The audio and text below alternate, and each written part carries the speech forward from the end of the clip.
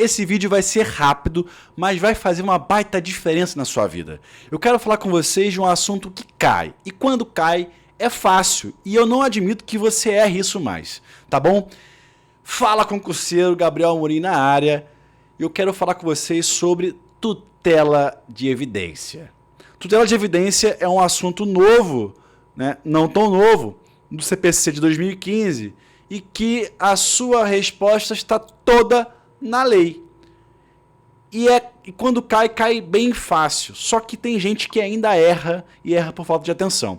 E fica até o final do vídeo que eu vou passar para vocês uma tese para você conseguir a tutela antecipada, mesmo quando o juiz indefere liminarmente. Você vai usar um argumento muito interessante e muito inteligente. Vem cá. Tutela de evidência é uma espécie de tutela provisória, ao lado da tutela de urgência. Galera, primeira coisa que cai. Tutela de evidência não precisa provar o requisito do periculum in mora, o requisito da urgência. E cai muita questão de prova objetiva perguntando assim: a tutela de evidência é aquela que tem que provar o risco de dano irreversível, o risco ao resultado útil do processo. Não precisa. Esses elementos de risco, de perecimento do direito, não fazem parte dos requisitos que a lei exige para a tutela de evidência. Basta a evidência. Basta então o quê? Apenas o fumus boni iuris. Só que a lei tem um rol de situações em que ela permite a concessão da tutela com base na evidência. Então, vamos falar dessas hipóteses, e tem algumas mais especiais do que outras. E eu vou ensinar vocês também, e creio que tem muitos advogados aqui, como manejar isso no processo civil para aumentar a sua chance de conseguir uma tutela satisfativa logo no início, mesmo quando o juiz não vê urgência. Galera, tutela de evidência é um assunto muito fácil, porque está tudo aqui. Então você tem que ler esse artigo 311 com muita atenção. Primeira coisa, ela é sempre incidental, não tem antecedente. A antecedente é sempre de urgência, porque veja bem, tem outro vídeo aqui, vê esse vídeo que tem no canal da tutela antecedente. Por que a tutela antecedente é sempre de urgência? Porque ela só é antecedente porque o autor não teve tempo. Era tão urgente que ele não teve tempo de preparar uma petição inicial complexa. Na evidência, como não tem urgência, ela é sempre incidental. E ela independe do perigo na demora. Isso cai muito, e quando cai é questão morta, questão que você vai acertar. Se você não acertar essa questão, você não vai nem ter chance de chegar na nota de corte. Quem é que passa na nota de corte? Quem acerta a questão fácil e consegue também acertar as questões difíceis. Não precisa gabaritar, mas você tem que ter um desempenho além da média. Quem erra a questão de tutela de evidência está abaixo da média. Sinto dizer isso. Mas você, com essa aula aqui, você não vai errar mais essa questão. Vamos lá. Vamos ler os incisos rapidinho. Primeiro inciso, que o juiz pode conceder a tutela de evidência quando ficar caracterizado o abuso do direito de defesa ou o manifesto propósito protelatório da parte. Veja bem, aqui o réu já se pronunciou, e lá no parágrafo único vai dizer que nesse caso o juiz só pode dar a liminar, só pode dar a decisão positiva depois que o réu falar. Porque para configurar abuso do direito de defesa ou manifesto propósito protelatório da parte, é preciso que o réu tenha se defendido, ou que ele tenha se manifestado e isso fique evidente, um abuso de direito ou um propósito de protelar o processo. E atenção para quem trabalha com advocacia, os juízes desconhecem isso aqui, quase ninguém aplica isso aqui. Gente, e tem litigantes aí famosos, né, em juizado especial, e eu fui juiz leigo, eu sei disso. Tem litigantes famosos, litigantes de massa, que só se defendem com defesas protelatórias. Tem que dar o troco. O sujeito se defendeu de forma abusiva, uma defesa protelatória, tutela de evidência nele. tem que usar o inciso primeiro. E a juizada não está usando. Advogados, é com vocês. Vocês precisam invocar esse artigo. E se esse artigo não for aplicado, recorram.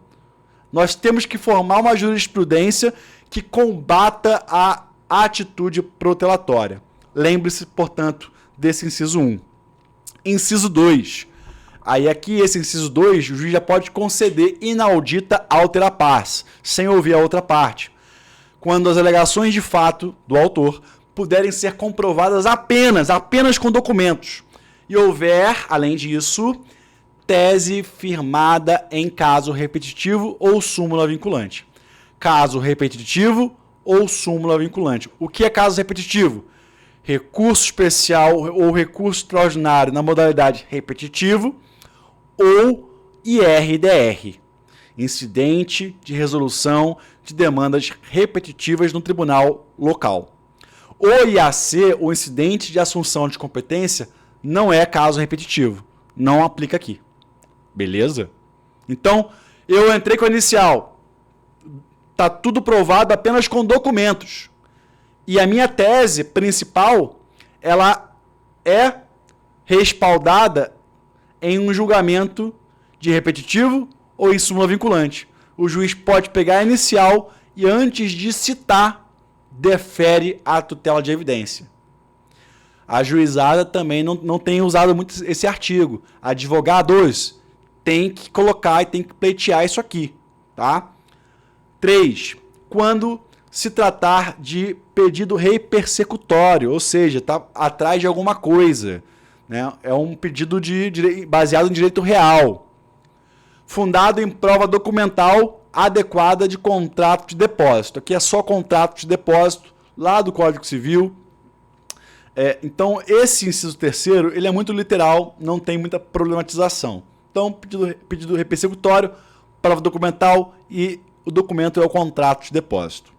Agora, a que eu acho mais interessante é esse inciso 4. E esse inciso 4, galera, é o que eu mais acho legal de ser cobrado em prova e de trabalhar na prática. Eu já fui advogado, fui 8 anos advogado, e eu usava isso aqui e eu consegui algumas tutelas de evidência com base nesse inciso. Vamos lá. O que é esse inciso? Quando a petição inicial for instruída com prova documental suficiente, documentos, dos fatos constitutivos do direito do autor. Agora, aqui o réu não opõe a prova capaz de gerar dúvida razoável. Eu acho esse inciso formidável. Formidável.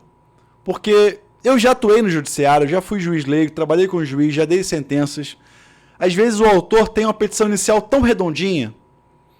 Você já julgou casos iguais àquele, tem jurisprudência, tem documento, mas não tem urgência. O juiz não pode deferir uma tutela antecipada porque não tem urgência, não tem risco ao direito ali, não tem perigo em mora. E aí o ônus do tempo do processo, em regra, é do autor, porque o autor tem a razão nesse caso. E ele vai ter que esperar todo o processo e o réu vai atrasar, vai se defender até transitar em julgado, depois dos recursos, para ele poder obter o bem da vida que ele precisa, que ele pede. É injusto o autor suportar o ônus do tempo quando ele tem de cara a razão. E aí esse inciso, ele inverte o ônus do tempo do processo. Porque se o autor tem prova documental completa, redondinha, não tem urgência, o juiz não defere a tutela antecipada, o réu vem se defender e ele não traz prova suficiente para infirmar aquela convicção da petição inicial, o juiz já pode dar a tutela de evidência. Ele já pode antecipar o bem da vida. E aqui, lembrem, a tutela de evidência tem caráter satisfativo, igual a tutela antecipada. A cautelar não. A cautelar tem caráter acautelatório, assecuratório. A de evidência, ela é como se fosse uma tutela antecipada. Ela antecipa o bem da vida. Ela antecipa a fruição do bem da vida postulado ao final. Mas sem o argumento da urgência. Ela é como se fosse uma tutela antecipada sem urgência. E aqui o autor já vai poder usufruir do bem da vida se o réu não faz uma defesa suficiente. E isso é muito comum em litigantes de massa, essas grandes empresas, telefonia, bancos, que quando vão se defender, copiam e colam modelos de contestação que às vezes não tem nenhuma relação com a prova dos autos, com a petição inicial. Tem vezes que você pega aquela defesa porca, que às vezes erra o nome da parte, copiou e colou sem o mínimo de adaptação. É nesses casos que o juiz pode e deve usar o inciso 4º. O autor tem uma petição inicial redondinha com prova de tudo. O réu me traz uma defesa, copia e cola. Vral, tutela de evidência. Advogado peça isso, se não der, recorra.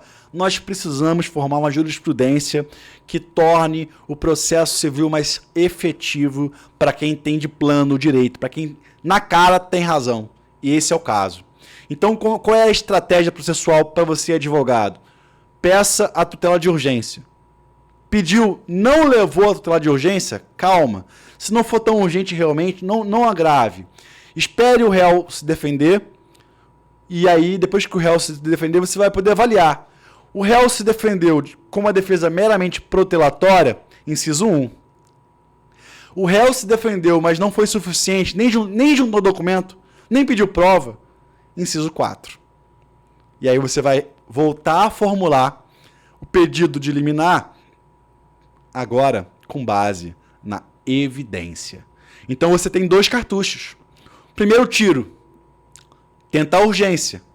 Inaudita altera pars, sem ouvir a outra parte. Tentou a urgência, não ganhou, espera a defesa.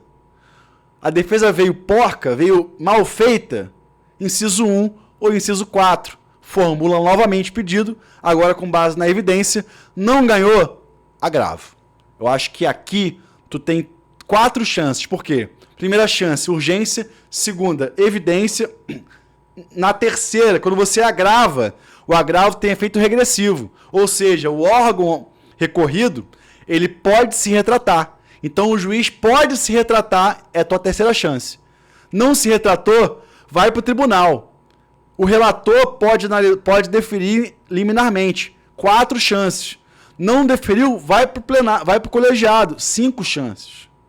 Eu estou te dando 5 chances de conseguir a tua tutela satisfativa no início do processo. Só com essa aulinha aqui. Gostou? Se gostou, se inscreve, curte e comenta aqui. Foi boa a dica? Galera, espero que você não erre essa questão.